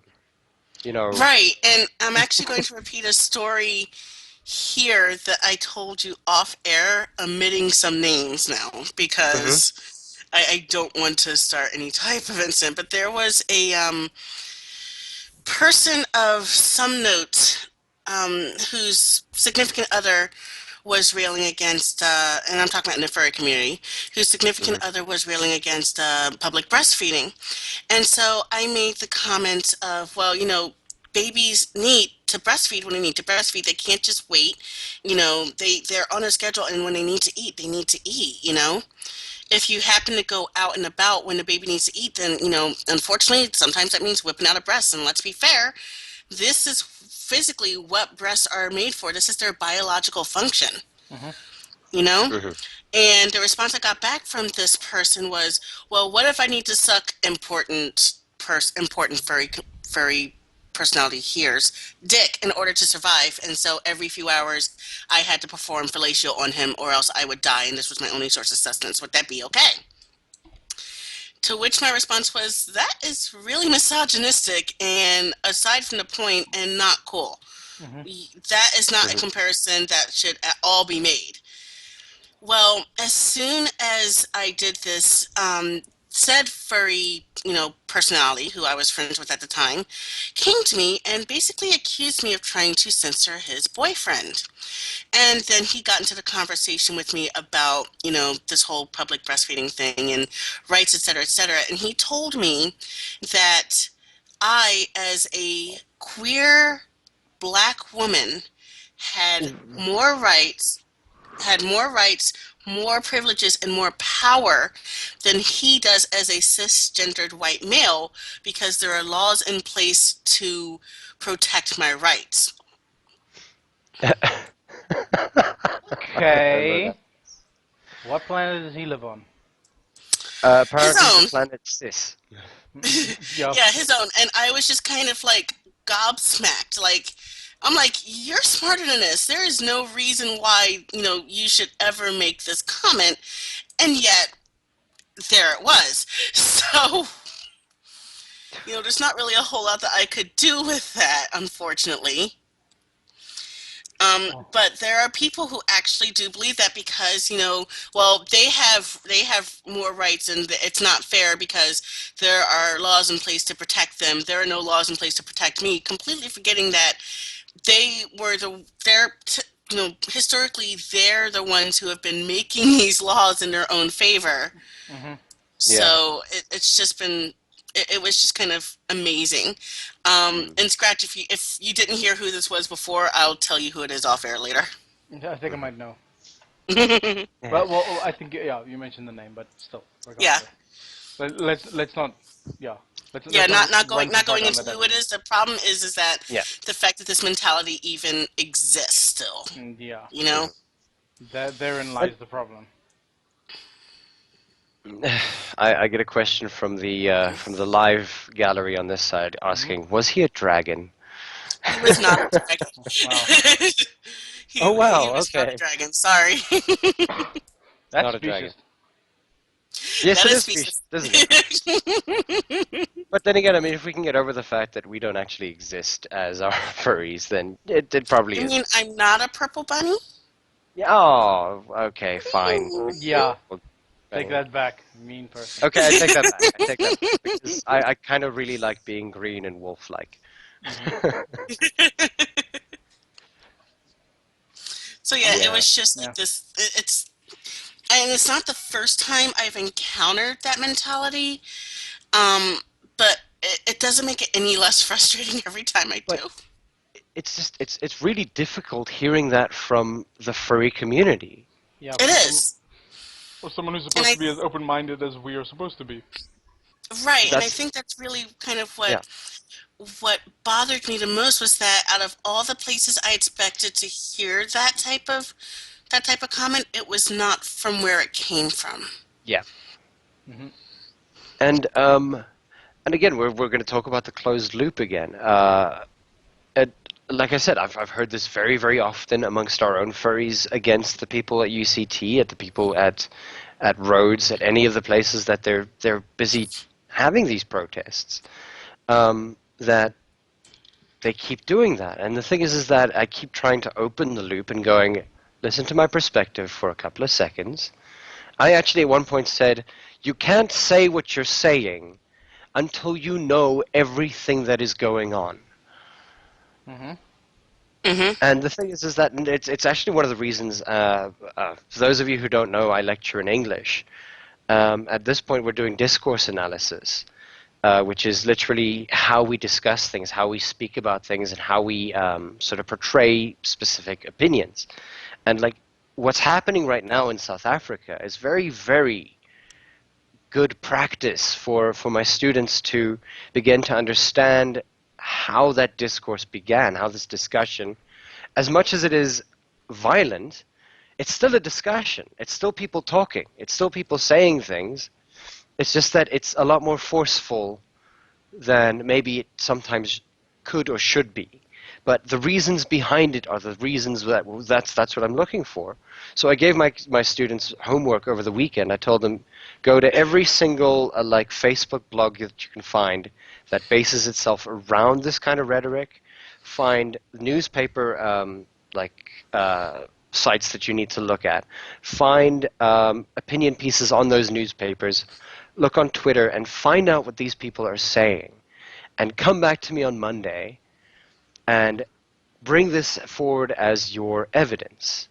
And I actually had students who weren't in that class who are probably going to be there on Monday who don't know that I'm going to be doing this. And what I'm going to do is I'm going to ask them, form your opinion based around the fact that you now have as much information as you need to make it. That's actually really brilliant.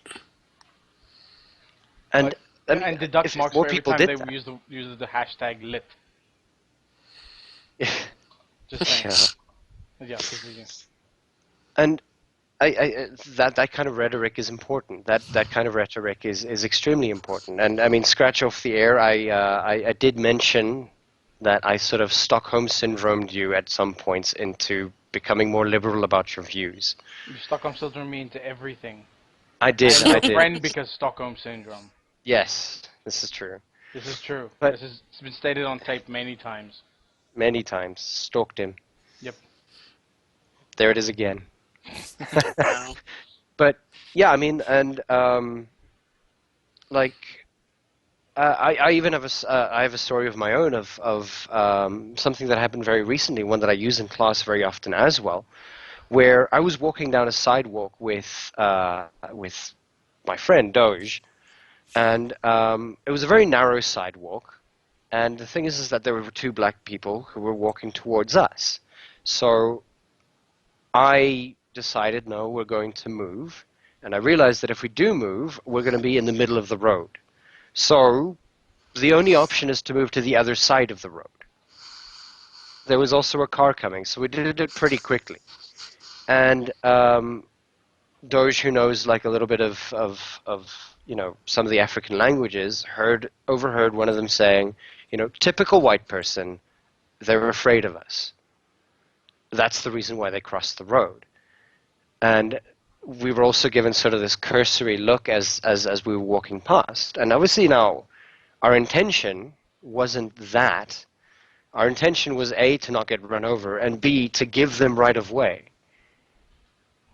And it doesn't necessarily get taken like that. And again, that's the reason why I say, until you have all the information, you can't make a good, solid opinion around something. Mm-hmm. I mean, it was maybe it was wrong of us. Should we have walked straight through them? What should we have done? But at the same time, their experience Exactly. has been exactly that people will cross the road because they're afraid of them. I mean, I've had, when I was about 16 years old, Yeah. there was a Korean store near my house that I went to go in and explore. The first time I tried to go into it, they saw me coming and they literally locked the door in my face. What? Yes. Wow. The only way I ever got into that store was by actually following closely on the heels of a Korean friend of mine from school. And Okay. after that, when they realized I wasn't there to, hold them up or, cause troubles or anything, they let me in. But they followed me around the store to make sure I didn't steal Yeah. anything. Mm-hmm. And, I've had that experience before, and once you've had that experience and you kind of recognize that things kind of fall, remember, perception tends to be reality. Things kind of Yeah. fall into that that line, whether it's really what's going on behind the scenes or not, but that's more than often, where people are coming from. There was no Yeah. reason for them to lock the door on me except for the fact that I was a black girl trying to come into a store that mainly services, Asian people. I Yeah. say Korean specifically because my neck of that section was actually very Korean focused, like the signs and Yeah. everything were Korean. And I've been followed around stores because presumably because I'm black, I've never stolen everything. I don't have a history Mhm. of shoplifting or anything like that. My parents were correctional officers. Believe me, the last thing I ever wanted to do was end up in jail. They would have left my Especially ass in in cell block. Exactly, they would have left my ass in cell block D as a lesson. That that wasn't going to happen. Yeah. Um, so I but I've been followed around. When I was driving my ex-husband's car at one point, he had to break the window open because he had locked his keys in the car. So I'm driving around in this car with a broken window, Of obviously, course. Oh. and I mean the cop didn't stop me, but he tailed me for a good bit, and I can only guess he was running my plates before he suddenly took off, like pulled way up, in front of me and took off somewhere else. And I'm just like, oh, he must have ran my plates and realized that the car wasn't stolen, so he didn't have a reason to pull me over. I won't Mm. stop all cops. I happen to get, my encounters with the police in Tucson, Arizona happen to be all really kind of nice, but I've been Mm. followed by Philadelphia cops just for walking in the wrong areas of Philly. Mm. So I mean, it happens, and when it becomes regular, you kind of get into this mentality of, well, that's typical, how typical, that's exactly what's happening. Mhm. Mm. Yeah. Ugh. That's. Where do we begin to fix this? I ask again. Like, yeah. Get all the information together. Figure Hmm. things out about people first. Mm. Understand people. It's all about understanding, and it's all about, I think, Yeah. Well, how do you get someone to take the time to do it without like force feeding them? I mean, it's Black History Month now. yeah. Hmm. Is that worth it? Like, is it helping or is it hindering?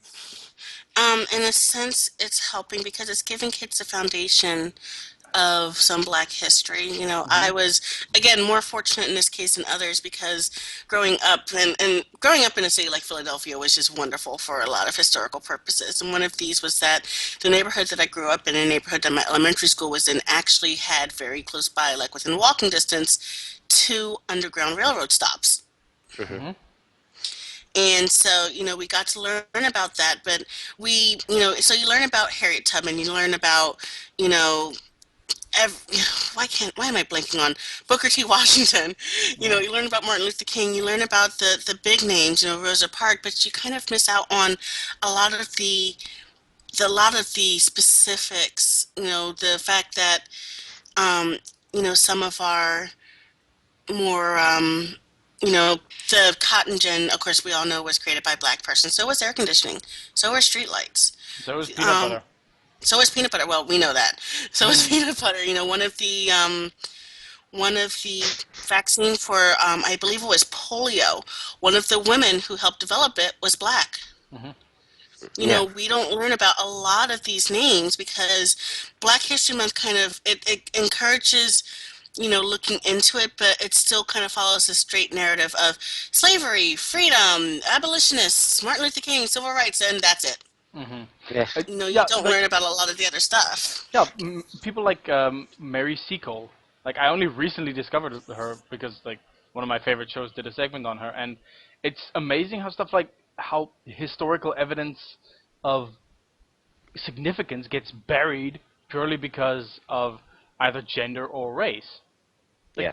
Mary Hmm. Seacole was like she was a nurse in the Crimean War, and she like made a lot of money through funding her own sort of hotel and stuff near the front lines, and used all that money to buy provisions for soldiers on the front lines. Yeah. And it's just an amazing story to read into it, but the fact that it's like scraped over or like left out of the history books because of, like I said, because of color or gender, is Yeah. bullshit. To put it lightly. Mm. Mm-hmm. Yeah. Jeez, there's a lot of heavy topics that are going through here, and I mean, I love the fact that we're doing this. I think it's important, It is. um, and it's important. Look, I mean, the thing is, that you got to start somewhere, Mhm.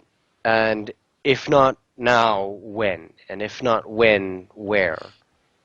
Yeah. I mean, the thing is that when the more information that is out there, the more times people actively go out of their way to speak outside of their information loop and Mhm. begin to hear these stories and realize just how bigoted and stupid the other people actually are and agree with that sort of perspective. It's like, no, that is wrong. The more you're able to do that, the more you're able to understand that this this kind of like rhetoric happens more than just to one person at one given point, and that's it. That's the end of that little story. It's like this is one account of which there are three different accounts of the exact kind of bigoted, stupid um, vitriol that gets pumped out. And there are thousands others, hundreds of thousands of other points of one person with, say, 500 different stories of when they were stopped for Mm-hmm. being just who they are. Yep. Um, and lo and behold, a white person says, I'm being repressed." But yeah, I think the extra half hour that's a good Yeah. stopping point. And I on that think bombshell. yeah, and on that bombshell, Witchy, one of the things that I'd like to say is thank you very, very much for being on the podcast and giving us like a lot of like really, really good information to sift through. And hopefully, Sure.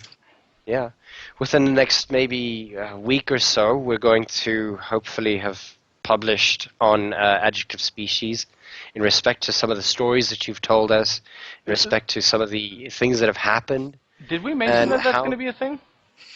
Yes, I we don't did. think you mentioned it publicly, but you know, Yeah. I kind of I, inferred that. So No, yeah, like publicly, like that we're going to be um, doing things for. Yeah, it's on our blurb for on Tumblr and on furry.fm. This Mhm. podcast is also in conjunction with adjective species. Yay. Yeah, Yeah. yeah. One more win for South Africa. We're getting there. We're getting there. Yeah, we're getting there. But so yeah, we're doing this specifically so that we can also transcript it for adjective species to learn more about this, and this kind of conversation is actually necessary, especially, and as JM actually spoke to us about, or spoke to me about it, he said that hearing this kind of perspective is something that is necessary for us to begin to sift through everything that we need to begin to either start some form of healing process or start to become more understanding and accepting of other people coming in. Hmm. And Um, that's what we're here for. that's what we're here for. That was actually the yep. original intention of the south-afrifur podcast. It was to speak to people from outside of our borders, break our own specific, information loop, and introduce others to both South Africa and then international people to South Africa. Mm-hmm. Yeah, so it's that two-way street, and it's wonderful that we've been able to get the help of adjective species, who, by the way, I think has per month a 15,000 like a unique reader list. Yeah, it's pretty impressive. It's very impressive. So yeah, we'd like to thank adjective species for giving us this opportunity, and Witchy, thank you so much for taking us up on that. Like, Oh, it's my pleasure. I yeah. really enjoyed the conversation. I mean, if you guys ever want me on here again, just let me know. Sweet. We will take you up on Uh, that at some point, I believe. we do actually have one question for you from JM himself. He just mentioned Okay. this to me. He is asked, yeah, he's actually listening right now, but he's not able to chat on the on Fur stream. But he asks, how visible is South African history, apartheid, Mandela, and everything that's happened here? How visible is that in Black History Month? That is a damn good question. It's actually not very visible at all beyond the fact that Nelson Mandela went to jail for years and then was released and then became president. Beyond that, we're never really given the specifics, and the only reason why I personally know more about it is because I have sought it out. Yeah, It's the Black History Month in the United States tends to be very United States centric, and it does not touch on international matters that often, and that's actually kind of a shame because there's a lot to be learned from all over, yeah. especially Mm. South Africa and the fight and the struggle that has happened down there. Also, Australia would also be a very interesting stop in Australia respect would to be that. a really interesting stop, but I don't think um, I think that that's sort of a different beast because the Aborigines are the natives, Yeah. and kind of that kind of developed differently, though Mm. in a similar direction. It developed in a different concept. I think that's a bit Yeah. more analogous to our Native Yeah. Americans. Yeah. Mm. Okay. All right. But yeah, that was a great question as well. I was almost thinking about asking that at one point, and then it slipped my mind because I heard Black History Month, and I'm like, wait, Mandela, but oh, okay. Yeah, I mean, and I So mean, yeah, the kids are caught about Nelson Mandela, but beyond that, they're not really taught about a lot of what happened. Like I said, I tend to be the type of person who seeks these types of things out, so I know more, obviously, yeah, than I don't know as much as you guys do about their history, of course, but I at least have a general idea of what has gone on in South Africa, and I try to keep mm, abreast of, things that yeah. happened internationally. So, All Okay. right, cool. That's good to hear. Um, yeah, I mean, one of the things that we'd probably like to say is you probably know a lot more than some of our white South Africans do about our history, as well, thank often you. as we're told about it. Yeah. And oddly enough, yeah, I mean, and that's also the other. I call that the country bias, and America is like one of the biggest offenders in respect to that because what's funny is that like America doesn't know about what other people think about America. America knows about America and what Americans Yeah, think about America. It's the yeah, same that's thing not for South wrong. Africa. Like, what's actually kind of interesting is that South Africa is probably not necessarily a lot like other countries where they're very, South Africa centric. If you look at the way that our news is like spoken about, and you read the articles that we have and the people who speak about our own political and sociological perspectives, it's far more open-minded. I mean, when you read the news that is South African news, and you read the news that an international news company has also written about South Africa, you find a very close relation to the two of them. Whereas when you read news in America, there is a specific bias towards one side or the other. Mm. Hmm. It's very And true. that's also that would be something that I'd love to speak about because that's a completely different story I can altogether. definitely talk about that. The whole concept of news as entertainment and therefore told with a eye to a storyline or a in a I'm trying to think of the word. With a Kind bias. of like an encoding of the Yeah, story as either a tragedy, a comedy, a heroic story, that type of thing, and that really does kind of channel and affect how the stories get viewed and how they get read and how they get presented. But that's definitely a topic that needs more unpacking and could be for a yeah. different time. Yeah, and honestly, I mean, there's a lot of that with regards to the way that we're viewed as a community from the outside by the news. Yeah, I Like, mean, go on. no, no, no. That was literally all I wanted to say. Yeah, okay. Um, but yeah, still closing off. We almost decided to start a completely new conversation. Yeah, let's But let's let's close off now. yeah. So, Witchy, we'd love to have you back at some point as soon as we have, or as soon as, if you have something that you'd like to talk to us about, let us know. I mean, we're more than willing to, open up a conversation line again and begin to, unpack whatever you'd like to talk about, maybe news or whatever. Yeah, I mean, But I'd like let to us make know sure when it's you're relevant to. available. Sure, I'd like to make sure it's relevant to your listener. So, I mean, we'll work on that. Awesome. Okay, and yeah, we'd also like to thank First Stream and furry.fm for hosting us for the podcast, and obviously we're going to have this on YouTube within the hour, Scratch, right? Yep, within the hour. Yeah, so if anybody missed out on... Did we I lose him again? I think we might have lost him. Ivek, you there? Crap. All right. Yeah. You might want to So finish this out. yeah. So if anybody missed out on the conversation or like dropped in halfway, then like I said, it's going to be up on YouTube in a bit. And yeah, we just like to thank you once again. This has been an incredible like experience for us, and it's always good having people like you on who we can tackle these topics with. Okay. Okay. Yeah. Just gonna do the shout outs quick. Kind of a slow audience tonight, as far as I can tell. Thanks to Snowfangs and Honan for tuning in, as well as some of the other people who dropped in during the evening. Darren Buck, Le Shadow, Geronimo Colley, Bahamut was here as well. I remember Jafari. Yeah, thanks to everyone who listened, and thanks to everyone on the Furry FM side. I unfortunately don't have that tab open, and I can't open it without making noise. So yeah, thanks again, and we will see you maybe this Sunday. I don't think so though. I think we're gonna take this Sunday off, and we will definitely be back next week though. Yeah, the 28th. Ivek just messaged me. We'll be back on the 28th. Cool.